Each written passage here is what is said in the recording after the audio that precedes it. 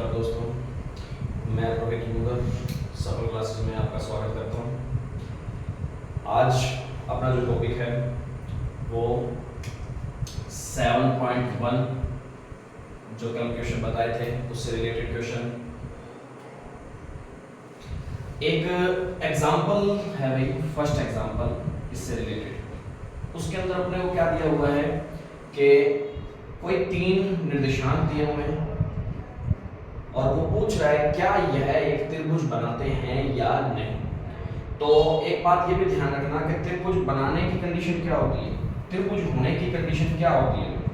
तो त्रिभुज होने की जो कंडीशन है वो क्या होगी, त्रिभुज बनाने के लिए क्या शर्त होती है, किसी भी त्रिभुज को बनाने के लिए जो शर्त होती है वो ये है, किसी भी दो भुजाओं का योग तीसरी से ज्यादा होना चाहिए। किसी भी दो भुजाओं का योग हमेशा क्या होना चाहिए, तीसरी से ज्यादा होना चाहिए। यदि है हमेशा ए बी और ए सी निकालोगे, जैसे इन दोनों के बीच की दूरी, इन दोनों के बीच की दूरी और इन दोनों के बीच की दूरी निकाल सकते हो तुम क्वेश्चन में, तीनों दूरियां निकाल लोगे। अब तीनों दूरियों में क्या करना होता है कि किन्हीं भी दो भुजाओं के, किन्हीं भी दो मतलब ए बी और ए सी का योग, ए बी और ए सी का जो योग है वो किससे बड़ा आना चाहिए था, बी सी से आना चाहिए। ये त्रिभुज का नियम है। फिर अपने कोई जरूरी नहीं है ए बी और ए सी लेना है, अपने ले लेते हैं ए बी और बी सी ले लेता हूँ। तो इसका योग किससे बड़ा आना चाहिए, ए सी से बड़ा आना चाहिए। ठीक है, करके देख लेना। फिर मान लो कि ए बी लेना ही नहीं है, हम लेते हैं ए सी और बी सी ले लेते हैं, उसका योग किससे बड़ा आना चाहिए, ए बी से बड़ा आना चाहिए। यदि ऐसी कोई कंडीशन हो रही है तब अपने कहेंगे कि वो त्रिभुज की है। तीनों कंडीशन फॉलो होनी चाहिए, तीनों ही, कोई एक नहीं, तीनों ही फॉलो होनी चाहिए। यदि ऐसी फॉलो हो रही है तब अपने कह सकते हैं क्या आता है, त्रिभुज के शीर्ष है, अन्यथा वो त्रिभुज के शीर्ष नहीं है। समझ आ गई बात। तो त्रिभुज की कंडीशन भी लिखना चाहो तो लिख सकते हो तुम, त्रिभुज होने की शर्त, त्रिभुज होने की शर्त क्या होती है, त्रिभुज की किसी भी दो भुजाओं का योग तीसरी से या तीसरी भुजा से बड़ा होता है।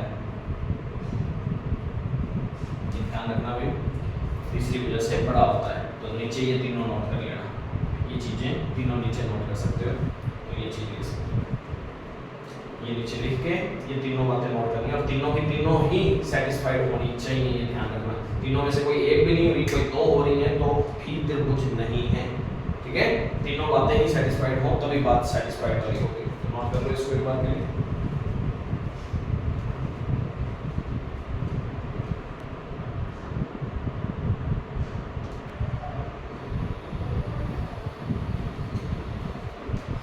अपना जो क्वेश्चन दे रखा था वो क्वेश्चन में अंदर क्या चीज दे रखी है, एग्जाम्पल में 3,2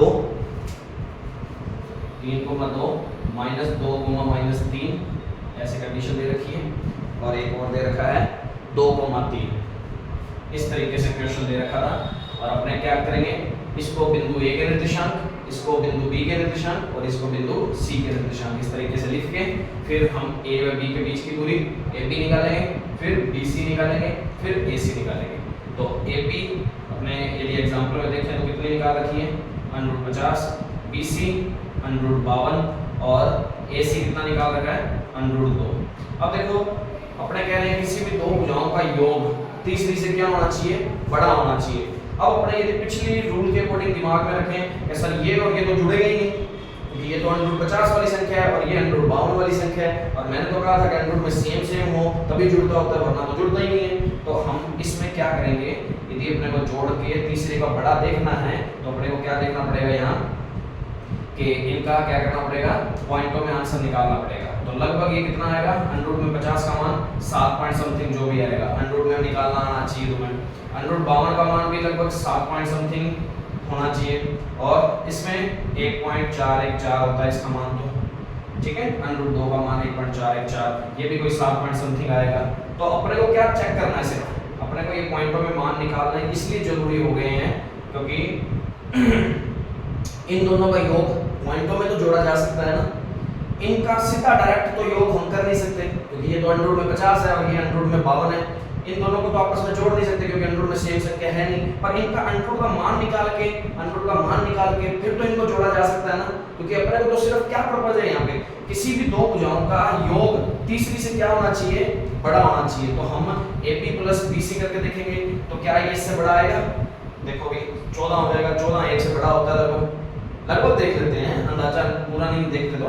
और BC और AC का योग किससे बड़ा आना चाहिए, AB से, तो 7 और 1 8, 8 7 से बड़ा होता है, ठीक है भाई ये भी बात सही है। फिर अपने किसका चेक करेंगे, AP और AC का 7 और 1 8, वो भी 7 से क्या होता है, बड़ा होता है। इसका मतलब ये तीनों बातें क्या हो रही हैं, सेटिस्फाइड हो रही हैं। तो आता है क्या लिखेंगे, त्रिभुज की किसी भी दो भुजाओं का योग तीसरी से बड़ा है, अतः यह एक त्रिभुज के शीर्ष है। इस तरीके से अपने को क्वेश्चन करना पड़ेगा, ठीक है।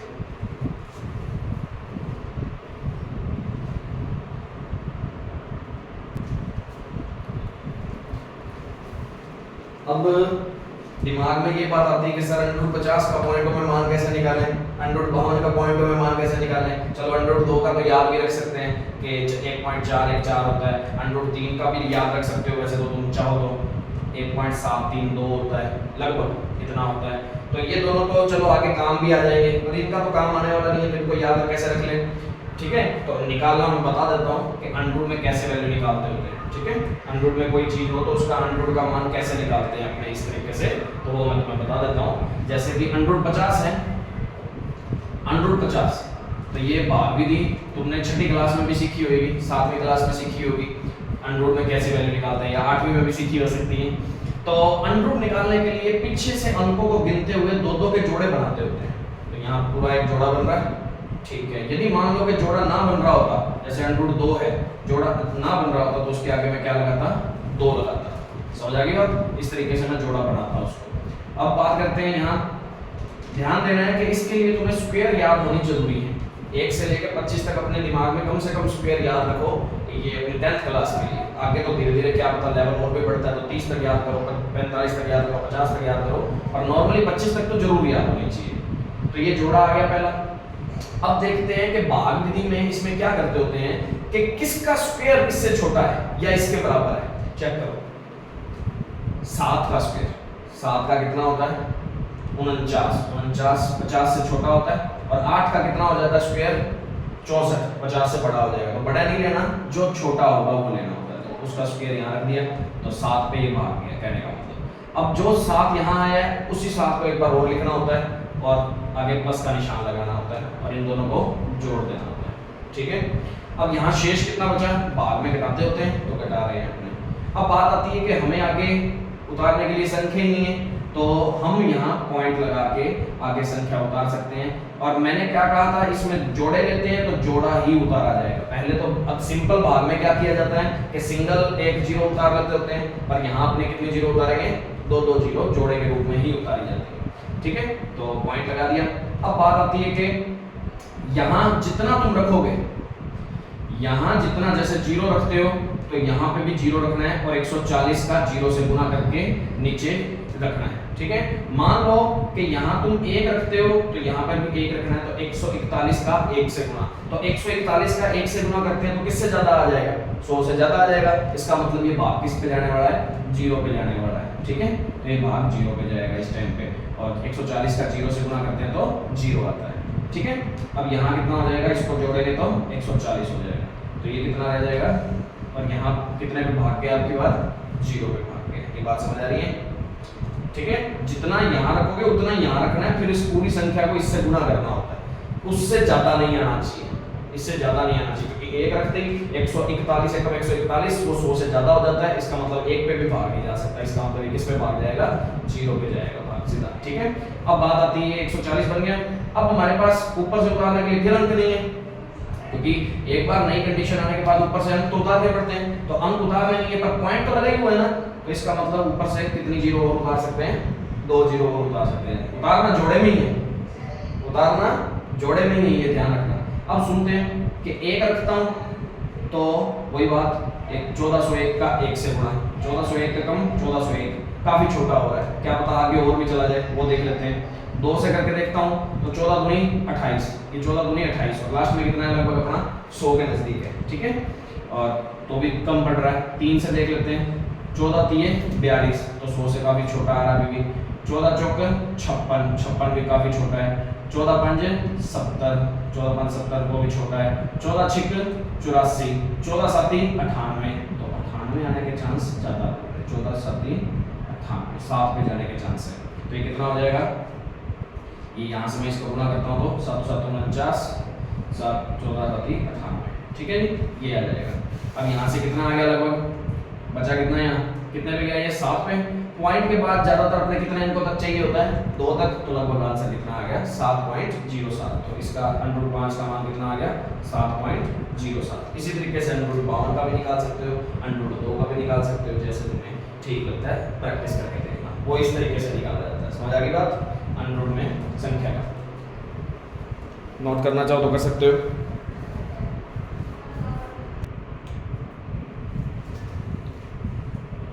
एक बात और बता दूं जी, अपना नया बुक का प्रिंट आ चुका है, ऑनलाइन भी मिल जाएगा, ऑनलाइन भी प्ले स्टोर से चाहो तो NCERT बुक्स एंड सॉल्यूशन के नाम से अपने डाउनलोड कर सकते हैं, ठीक है। रेड कलर का ऊपर यदि सर्च करोगे तो रेड कलर वाला बुक्स आएगा और रेड कलर का लोगो होगा, उसमें NCERT बुक्स एंड सॉल्यूशन लिखा होगा, उसमें भी देख सकते हैं। और मार्केट में भी आ चुकी हैं नई बुक्स।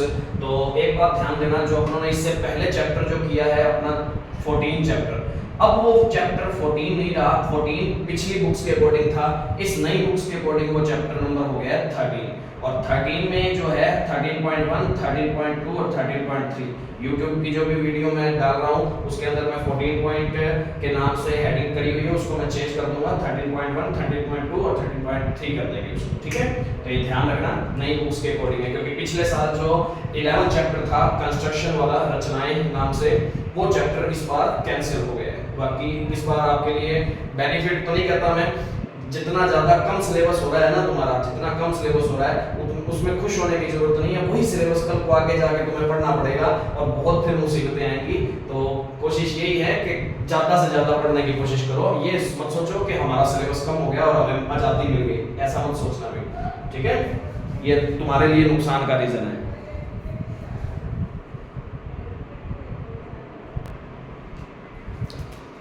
अब देखो भाई, और इसमें भी पुरानी बुक्स यदि किसी के पास है तो 7 चैप्टर में भी 7.3 कैंसिल कर दिया गया है, और नई बुक्स जो भी हैं तो नई बुक्स यदि आप देखोगे तो नई बुक्स में 7.1 और 7.2 ही है, ध्यान रखना 7.3 कैंसिल कर दिया गया। तो अपने अब 7.1 का जो 7th क्वेश्चन है उसको करके देखते हैं। उसमें क्या लिखा हुआ है, x अक्ष पर वह बिंदु ज्ञात कीजिए। कौन से अक्ष पर, x एक्सिस पर एक पॉइंट है वो फाइंड करना है अपने को, ठीक है। जो वो कह रहा है जो 2,-5 और -2,9 से समदूरस्थ है। क्या नाम है, समदूरस्थ से, समदूरस्थ है, समदूरस्थ है। अब बात आती है इसका मतलब क्या है, इस क्वेश्चन को करें कैसे, करने का तरीका क्या रहेगा। पहले तो इस बात का मतलब समझ होना चाहिए कि x अक्ष पर कोई बिंदु था, x अक्ष पर बिंदु ज्ञात करना था जो इन दोनों बिंदुओं से क्या है, समान दूरी पर है। समदूरस्थ का मतलब समान दूरी पर स्थित होना, ठीक है। तो ये ध्यान रखना। तो अपने इसका एक टाइप से एक बार के लिए डायग्राम बना के देख लेते हैं, छोटा सा ऐसे मान के देख लेते हैं कि एक बिंदु था x अक्ष पर। अब x अक्ष पर यदि कोई बिंदु है, मान के देखो ये हमारा 2 अक्ष होते हैं, x अक्ष पर कोई बिंदु बैठा है तो उस टाइम पे x का मान तो कुछ ना कुछ होगा और y का मान उस टाइम पे कितना होता है, 0 होता है। ये हमेशा ध्यान रखना। x अक्ष पर ऊंचाई तो कुछ भी नहीं है और नीचे वाली जगह पे भी नहीं जाता, तो x अक्ष पर ही बैठा है तो उस टाइम पे x पर कोई ना कोई मान जरूर होगा, वो मान लिया हमने x पर, y पर उस टाइम पे मान कितना होता है, 0। तो हमेशा ध्यान रखना। और यदि y अक्ष पे बात करते तो उस टाइम पे बिंदु कैसे मानेंगे, उस टाइम पे x का मान तो 0 होता है और y का मान कुछ ना कुछ होता है। तो उस टाइम पे, क्योंकि अगला क्वेश्चन इसी तरीके का हो सकता है, ठीक है। तो कल को ऐसा भी आ सकता है आने को, तो घबराना नहीं है। तो माना, सबसे पहले तो हम मान के चलते हैं कि x अक्ष पर कोई बिंदु इस तरीके से था, इस तरीके का x, 0 रूप में मान लिया। अब यही बिंदु वो कहता था x अक्ष पर वह बिंदु ज्ञात कीजिए जो, वो वाला बिंदु जो इन दोनों से समान दूरी पर है। मान लेते हैं ये समान दूरी पर है 2,-5 से और इससे भी, ठीक है, -2,9 से। तो ये बिंदु उन्होंने ए मान लिया, ये बी मान लिया, ये सी मान लिया। तो कहने का मतलब क्या है, ये दोनों बिंदु इस बिंदु से क्या है, समान दूरी पर है, मतलब ए की बी से दूरी और ए की सी से दूरी दोनों क्या है, इक्वल दे रखी है। ठीक है। अब वो कहता है कि इक्वल दे रखी है, तो यहां से ये इस बिंदु के निर्देशांक बताने हैं तुमने, तो इसका मतलब सिर्फ किसकी वैल्यू निकालनी है, अपने को x की वैल्यू निकालनी है। ठीक है। तो क्वेश्चन को ये तो समझाने का तरीका है, अब लिखना क्या है आंसर में, ये चीजें नहीं लिखनी, ये बनाना चाहो तो बना सकते हो, लिखना इस तरीके से, माना x अक्ष पर बिंदु A के निर्देशांक, बिंदु A के निर्देशांक कितने हैं, x, 0 है। ठीक है। यदि y अक्ष पर होते तो क्या मानता, 0, y मानता मैं। ठीक है। अब यहां देखो x अक्ष पर बिंदु A के निर्देशांक हो गए, अब लिखते हैं बिंदु B के निर्देशांक।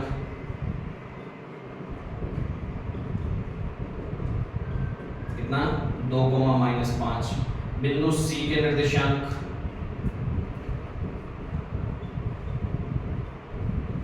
कितना है, -2,9।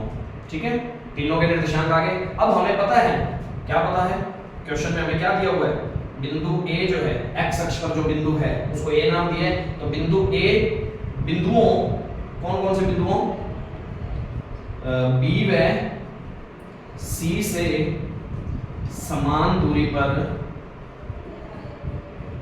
स्थित है, या जिसको अपने इन शॉर्ट में क्या बोल देते हैं, समदूरस्थ है, एक ही बात है। ठीक है। समदूरस्थ भी लिख सकते हैं। तो अपने को पता लग गया बिंदु A जो है B और C से समान दूरी पर है, तो इसका मतलब A के साथ B की दूरी और A के साथ C की दूरी दोनों क्या होंगी, बराबर होंगी। तो इसको मैं थोड़ा सा इजी बनाने के चक्कर में, अब देखो बिंदु A B निकालूंगा मैं, चलो मानते हैं A और B के बीच की दूरी निकालता हूं, तो ऊपर क्या आता है, अंडर आता है ना, x2 - x1 का होल स्क्वायर, y2 - y1 का होल स्क्वायर, उस पे अंडर रूट। अब मैं अंडर रूट वाला झंझट खत्म ही कर दूं, तो क्या करना चाहिए मेरे को, अंडर रूट यदि मैं हटाना चाहूं तो दोनों पक्षों में मैं क्या कर देता हूं, दोनों पक्षों में वर्ग कर देता हूं। क्यों, क्योंकि वर्ग से अंडर रूट क्या हो जाएगा, कैंसिल हो जाएगा, इसका भी वर्ग से अंडर रूट कैंसिल हो जाएगा। तो ये दोनों पक्षों में वर्ग कर दिया मैंने, तो AB का स्क्वायर हो जाएगा और AC का भी स्क्वायर हो जाएगा। तो अब अंडर रूट हमारा झंझट क्या हो जाएगा, खत्म हो जाएगा। ठीक है। और यहां से अपने आसानी से वैल्यू आ जाएगी फिर x की। अब बात आती है AB कैसे निकलेगा, x2 - x1 का होल स्क्वायर, x2 - x1 का होल स्क्वायर या x2 - x1 का होल स्क्वायर, ऐसे मान लो तो भी कोई फर्क नहीं पड़ता। तो x - 2 की होल स्क्वायर, 0 माइनस माइनस क्या हो जाएगा, प्लस हो जाएगा, x2 - x1 का whole square, y2 minus plus का होल स्क्वायर। ठीक है। बराबर में अब ये अंडर के ऊपर क्या था, स्क्वायर भी तो है, तो स्क्वायर और अंडर कैंसिल हो जाते हैं, इसलिए अंडर लगाने की जरूरत ही नहीं है। ठीक है। तो क्योंकि स्क्वायर था ना, AB निकालते हैं तो अंडर आता, AB का स्क्वायर निकालते हैं तो अंडर से कैंसिल हो जाएगा, ये बात ध्यान रखना। ठीक है। तो यहां से इस पे भी अंडर आएगा नहीं, तो यहां कितना है, AC का स्क्वायर लिखता हूं तो x2 - x1 का होल स्क्वायर। ठीक है। x2 माइनस क्या हो जाएगा, प्लस हो जाएगा, प्लस y2 - y1 का होल स्क्वायर, 0 - 9 का होल स्क्वायर। कोई प्रॉब्लम तो नहीं। ठीक है। इतनी बात समझ आ गई। अब बात आती है, क्या x में से 2 घट जाते हैं, x में से 2 घटेंगे नहीं, क्योंकि ये चर राशि है, ये अचर राशि है, मैंने स्टार्टिंग में भी बताया था, चर में से चर वाली राशि ही घटती है और सेम चर में से सेम चर वाली घटती है। तो फिर भी चर और अचर हैं तो घटेंगे तो नहीं, तो यहां तो किसका फॉर्मूला लगेगा, a - b की होल स्क्वायर का फॉर्मूला लगेगा। समझ आ रही बात। तो a - b की होल स्क्वायर का फॉर्मूला क्या होता है, a - b की होल स्क्वायर का फॉर्मूला होता है a² + b² माइनस में 2ab। ऐसे ही यहां पर किसका लगेगा, a + b की होल स्क्वायर का, तो यहां a + b की होल स्क्वायर का फॉर्मूला, तो a² + b² + 2ab। ये अपने साइड में लिख दिया है ताकि अपने याद भी हो जाएगा, एक बार और लिख देते हैं तो। ठीक है। तो यहां a की जगह कौन है, x, तो x का स्क्वायर, b की जगह कौन है, 2 का स्क्वायर। ठीक है। माइनस में 2 a और b, a की जगह x, b की जगह 2। ठीक है। प्लस में 0 + 5 का स्क्वायर 25, बराबर में यहाँ a की स्क्वायर प्लस में b की स्क्वायर प्लस में 2a और b, इसी तरीके से सेम निकाल लिया, और 0 में से 9 जाते हैं तो माइनस का 9, माइनस 9 का स्क्वायर कितना होता है 81। समझ आ रही बात? ठीक है। अब यहाँ से देखते हैं, ये हो गया x का स्क्वायर प्लस का, ये x का स्क्वायर प्लस का। यदि बराबर में बीच में बराबर का निशान है और सेम सेम डिजिट पड़ी है और सेम निशान वाली पड़ी है, बीच में बराबर का निशान है, तो वो आपस में कट ही जानी है। क्यों? क्योंकि ये x स्क्वायर इधर आएगा माइनस का हो जाएगा, तो x स्क्वायर में से x स्क्वायर चला जाएगा तो कितना रह जाएगा 0। तो इसका मतलब उसी तरह कैंसिल भी कर सकते हैं। ठीक है। और 2 के स्क्वायर से 2 का स्क्वायर भी कैंसिल हो गया। ठीक है। और भी कुछ कट रहा है क्या? अब देखना 2x ये कितना हो जाएगा माइनस का 4x, और ये हो गया प्लस में 25, ये हो गया प्लस का 4x प्लस में 81। अब देखो ऐसा मत सोचना कि सब 4x से 4x भी कैंसिल हो जाएगा, नहीं, क्योंकि इसके आगे प्लस का निशान है, इसके आगे माइनस का निशान है, तो माइनस वाली चीज यदि उधर जाती है तो वो प्लस में हो जाएगी, तो 4x और 4x जुड़ जाएंगे। ठीक है। तो x वाले एक साइड कर लेता हूं मैं, ये 4x पहले से पड़ा है, ये माइनस का 4x उधर गया तो प्लस में 4x हो गया। ठीक है। और ये प्लस में 25 यहाँ पड़ा है, ये माइनस का 81 प्लस का 81 है, इधर आके माइनस का 81 हो जाएगा। ठीक है।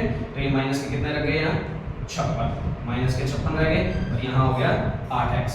सेम चर वाले में से सेम चर वाला जो होता है। ठीक है। तो x वाले में 4x और 4x कितने x 8x हो गए। ठीक है।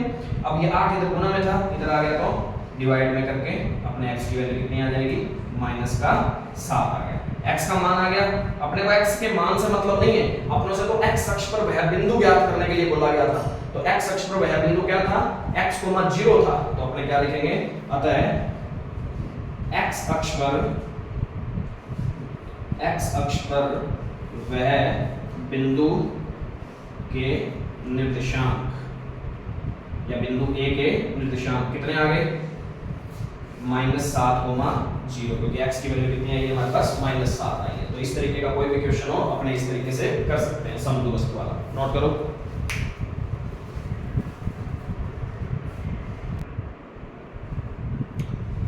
अब देखिए भाई, अपना इसी के तरीके का एक एग्जांपल और है, एग्जांपल नंबर 5। ठीक है। उसके अंदर सिर्फ क्या है कि y अक्ष की बात कर रहा है, बाकी सेम तरीका है। तो ठीक है, y अक्ष पर उस टाइम पे बिंदु को क्या मानेंगे 0, y मान के, बाकी वो 2 बिंदु दिए होंगे जिससे समान दूरी पर है, तो सेम कंडीशन से अपने किसका आंसर निकाल लेंगे y का आंसर निकाल लेंगे। बात समझ आ रही है? ठीक है। तो ये क्वेश्चन वो भी अपने आप करके देखोगे। अब थोड़ा सा एक फरमाता हूं मैं बात 9वें क्वेश्चन पे। 9वां क्वेश्चन जो अपना है ना, उसके अंदर वो क्या कह रहा है, यदि क्यू है 0,1, ठीक है, और बिंदुओं क्यू जो है, और बिंदुओं कौन कौन से बिंदुओं की बात कर रहा है, बिंदुओं 5,-3 P बिंदु है ये, और R बिंदु है एक x,6। उसने कहा कि बिंदु क्यू, बिंदु कह रहा है तो मतलब एक बिंदु की बात हो रही है, और फिर कह रहा है बिंदुओं का मीन 2 बिंदु और दिए हुए हैं P और R से सब दूरस्थ है। अब वो क्वेश्चन में क्या कह रहे हैं कि बिंदु क्यू जो है वो P और R से क्या है सब दूरस्थ है। तो यहाँ पे भी सेम कंडीशन क्या लगेगी कि क्यू P और क्यू R क्या है बराबर है। तरीका वही रहेगा, बिंदु क्यू के निर्देशांक, बिंदु P के निर्देशांक, बिंदु R के निर्देशांक। ठीक है। फिर किसकी दूरियां बराबर हैं, बिंदु क्यू, फिर लाइन लिख देना, बिंदु क्यू बिंदु P व बिंदु R से समान दूरी पर स्थित है। ठीक है। तो क्यू P बराबर क्या हो जाएगा क्यू R, दोनों पक्षों में फिर क्या कर देंगे वर्ग कर देंगे। क्यों? क्योंकि स्क्वायर को अंडर हट जाएगा, दोनों पक्षों में वर्ग करने वाला सेम कंडीशन। तो x2 - x1 y2 - y1 का whole square, x2 - x1 y2 - y1 का होल स्क्वायर, दोनों को बराबर रख के किसका मान निकाल लेना है, x का मान निकाल लेना है। ठीक है। ये 9वां क्वेश्चन है। इसी तरीके का एग्जांपल 5th भी है, ध्यान रखना। उसके अंदर y अक्ष पर वह बिंदु ज्ञात करना है x अक्ष की बजाय। ठीक है। तो ये भी सेम क्वेश्चन हो गया। अब इसके बाद मैं बात करता हूं, पहले 10th क्वेश्चन में मैं बात करता हूं 10th क्वेश्चन में ऐसा क्या है। तो 10th क्वेश्चन में वो कह रहा है x और y में एक ऐसा संबंध ज्ञात कीजिए, x और y में, तो x और y एक बिंदु है, संबंध ज्ञात करना है x और y में, जहां वो कह रहा है कि यदि बिंदु x y जो भी है, बिंदुओं कह रहा है, मतलब 2 बिंदु और दिए हुए हैं या 2 से ज्यादा भी हो सकते थे, -3,4, ये 2 बिंदुओं से समदूरस्थ है। मतलब ये वाला बिंदु A बिंदु जो है वो B और C से क्या है समान दूरी पर स्थित है। तो इस क्वेश्चन को अपने कैसे करेंगे, सेम तरीका वही है, पर अब की बार दोनों दो ज्ञात राशि हो गई है। अब दो ज्ञात राशि है तो अब की बार सिर्फ वो एक समीकरण ही बनेगी अपने से, ठीक है। तो अपने x और y का मान निकाल नहीं सकते क्योंकि एक समीकरण से हम दो मान नहीं निकाल सकते हैं। तो यहाँ AB बराबर AC रखेंगे तो एक ही समीकरण बन पाएगी, ठीक है। तो उसमें क्या कहा हुआ है क्वेश्चन में, माना बिंदु A के निर्देशांक, तरीका वही है। इसके जैसा फोर्थ एग्जांपल भी है, ध्यान रखना, same to same fourth example इसी के जैसा है। तो x, y, अब वो कहता है बिंदु, माना नहीं है, सॉरी ये दिया ही हुआ है तो मानने की जरूरत नहीं है। तो बिंदु B के निर्देशांक ये कितना है 3,6, बिंदु C के निर्देशांक -3,4। अब हम जानते हैं क्वेश्चन में अपने को दिया हुआ है बिंदु A, ये जो बिंदु है, बिंदुओं B व C से समान दूरी पर स्थित है। समान दूरी पर स्थित है इसका मतलब A की B से दूरी और A की C से दूरी बराबर है, AB बराबर AC। अब दोनों पक्षों में वर्ग करने पर क्यों किया, ताकि इसका अंडररूट हट जाए, अंडररूट वाला झंझट खत्म हो जाए हमारे पास। तो AC का स्क्वायर। अब करते हैं बात x2 - x1 का होल स्क्वायर, तो x - 3 की होल स्क्वायर, y2 - y1 का होल स्क्वायर, तो y - 6 का होल स्क्वायर। अंडररूट लगाना नहीं है क्योंकि स्क्वायर पहले कर चुके हैं, ठीक है। दूसरा x2 - x1, तो x + 3 हो जाएगा क्योंकि x2 माइनस माइनस क्या हो जाएगा, प्लस हो जाएगा क्योंकि प्लस माइनस फॉर्मूले का और माइनस इसका। फिर y2 - y1 का होल स्क्वायर, अंडररूट इसमें भी नहीं लगाना क्योंकि स्क्वायर लगा चुके हैं अपने, ठीक है। यहाँ पे भी x में से 3 नहीं जाएंगे, y में से 6 नहीं जाएंगे, x में 3 जुड़ते नहीं, y में 4 घटते नहीं, ठीक है। तो सभी में कौन सा फॉर्मूला, a - b की होल स्क्वायर या a + b की होल स्क्वायर वाले फॉर्मूले लगेंगे। तो a की स्क्वायर, a की का मतलब x की स्क्वायर, b की स्क्वायर मतलब 3 का स्क्वायर कितना होता है 9, माइनस में 2ab का मीन x × 3, ठीक है। तो इसको मैं चाहूँ तो सीधा 6x लिख दूं तो कोई फर्क तो नहीं पड़ेगा, ठीक है। 2ab बना दिया। फिर a की स्क्वायर प्लस b की स्क्वायर, 6 का स्क्वायर कितना होता है 36।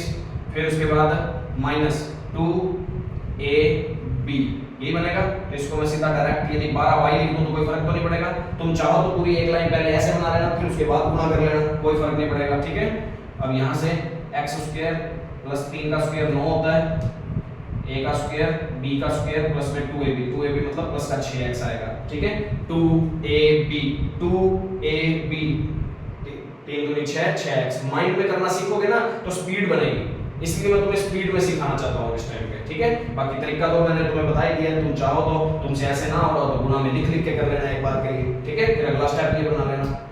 फिर a की स्क्वायर प्लस b की स्क्वायर, 4 का स्क्वायर कितना होता है 16, माइनस में सोचो 2a 4 × 8 y हो जाएगा, ठीक है। अब देखो जो कट रहा है x² y² कट गया, प्लस का 9 प्लस के 9 से कट गया, और कुछ कट रहा है नहीं कट रहा। तो अपने बात करते हैं माइनस का 6x माइनस के 12y, ये प्लस का 6x है इधर आएगा तो माइनस में 6x ले आते हैं, माइनस का 8y इधर ले आते हैं तो प्लस का 8y हो जाएगा। अब यहाँ प्लस का 36 था वो उधर चला गया तो माइनस का 36 हो गया। यहाँ प्लस में कितना पड़ा है 16 यहाँ पड़ा है पहले से, ठीक है। मतलब xy वालों को एक साइड कर लिया और बिना xy वालों को एक साइड कर लिया, ठीक है।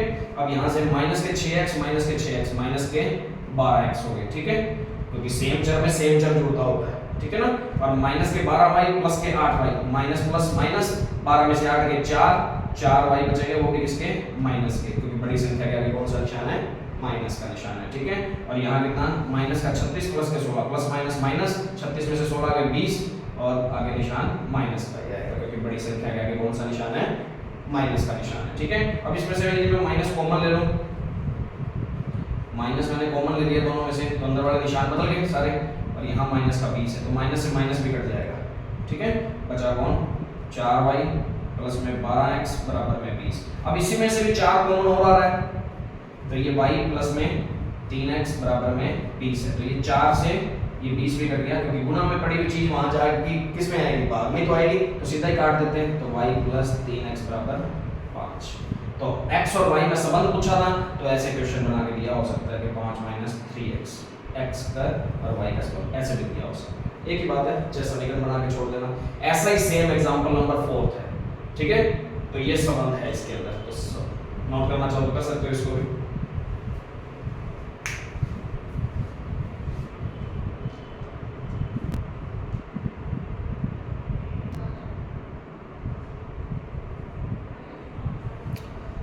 अब देखते हैं भी क्वेश्चन नंबर अपना जो अपने बीच में छोड़ा है, कौन सा 7 हो जाएगा। 8th एक बार क्वेश्चन देखते हैं।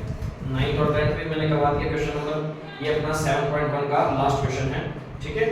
अब ऐसा भी क्वेश्चन आ सकता है, क्या कह रहा है क्वेश्चन में कि y का वह मान ज्ञात कीजिए जिसके लिए बिंदु P, जिसके लिए बिंदु P, ठीक है, 2, -3, ठीक है, और एक बिंदु Q, ठीक है, बिंदु P और बिंदु Q कितना है Q 10, y, और इनके बीच की दूरी अब की बार अपने को अपने दे रखी है, इनके बीच की दूरी कितनी दे रखी है 10 मात्रक दे रखी है, ठीक है।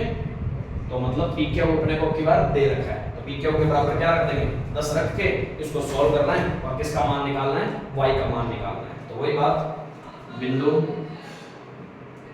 P के निर्देशांक कितना 2, -3, बिंदु Q के निर्देशांक 10, y, ठीक है, 10, y।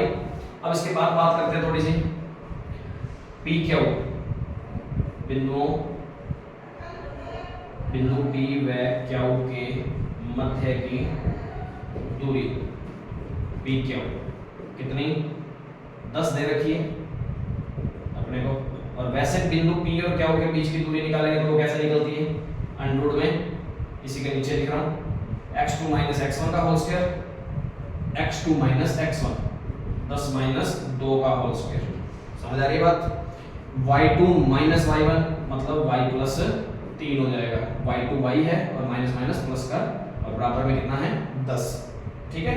अब ये अंडर यदि हटाते हैं और दूसरी साइड जाता है तो उसको क्या बोलते हैं दोनों पक्षों में, और दोनों पक्षों में वैसे तो मैं एक बात बता दूं, सही रूल ये नहीं होता मैथ के अंदर के अंडर हट के दूसरी तरफ जाता है और स्क्वायर बनाता है, ये रूल नहीं होता।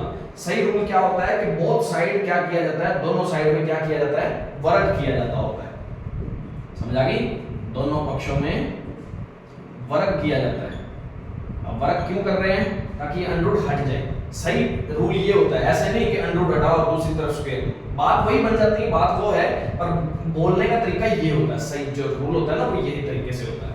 तो यहाँ 10 में से 8 गए और 10 में से 2 गए 8 का स्क्वायर, और यहाँ y में 3 जुड़ेगा नहीं तो यहाँ कौन सा सूत्र लगेगा, यहाँ अपने y + 3 ही लिख लेते हैं एक बार के लिए, अपने इसमें सूत्र लगाते नहीं, और स्क्वायर कर दिया दोनों पक्षों में तो यहाँ से तो स्क्वायर का अंडर हट गया और यहाँ 10 का स्क्वायर कर देंगे ये आ जाएगा, तो y + 3 का स्क्वायर यहाँ बचता है, यहाँ 8 का स्क्वायर कितना है 64 उधर जाएगा तो माइनस में हो जाएगा, ठीक है, और 10 का स्क्वायर कितना है 100, तो 100 वैसे का वैसे।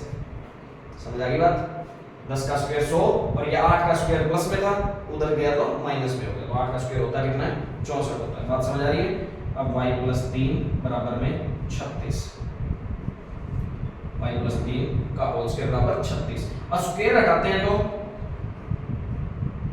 अंडर 36, और अंडर मैंने पहले भी कहा है अंडर हमेशा प्लस माइनस दोनों निशानों में आता है, ठीक है। अब कोई दूरी नहीं निकाल रहे, अब सिर्फ एक y का मान निकाल रहे हैं, y एक निर्देशांक है, y निर्देशांक है तो निर्देशांक प्लस और माइनस दोनों में आ सकता है। यदि ये दूरी का काम कर रहा होता तब इसमें सिर्फ कौन सा निशान लेता, मैं प्लस का निशान लेता, ठीक है। तो ये चीज गलती नहीं करनी है, कभी भी स्क्वायर दूसरी जगह जाके अंडर में बदलता है तुम्हारा, जैसे अपने वैसे तो दोनों पक्षों में अंडर करने पर होता है, ठीक है, दोनों पक्षों में क्या था अंडर करने पर, सही रूल तो ये होता है, पर अपने कोई नॉर्मली जैसे करने की आदत पड़ जाती है तो फिर अपने सीधा डायरेक्ट भी कर देते हैं कि स्क्वायर हटेगा और यहाँ क्या बन जाना है अंडर ही बन जाना है, ठीक है। तो अंडर के आगे कौन से निशान होते हैं प्लस और माइनस, क्यों, क्योंकि ये 36 हमें क्या पता किसका स्क्वायर था, 6 का स्क्वायर था या -6 का स्क्वायर था, क्योंकि -6 का स्क्वायर भी 36 होता है और 6 का स्क्वायर भी 36 होता है, इसलिए प्लस और माइनस दोनों, तो हमें कोई पता नहीं है तो इसलिए प्लस और माइनस दोनों लेके चलते हैं, ठीक है।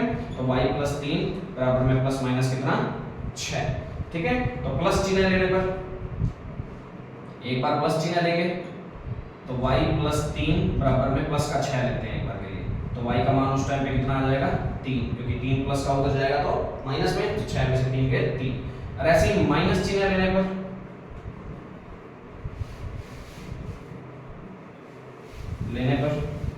तो y प्लस 3 बराबर में कितना लेते हैं -6, तो y बराबर में -6 माइनस 3, y का मान कितना आ जाएगा माइनस का 9, तो y के दो मान आ रहे हैं दोनों, इस तरीके से निकाल सकते हैं। तो वीडियो अच्छी लगी हो तो लाइक कर देना, ज़्यादा से ज़्यादा शेयर कर देना और ज़्यादा से ज़्यादा चैनल को सब्सक्राइब करवाएं, ठीक है। और यदि कोई प्रॉब्लम लगी हो तो कमेंट में बता सकते हैं।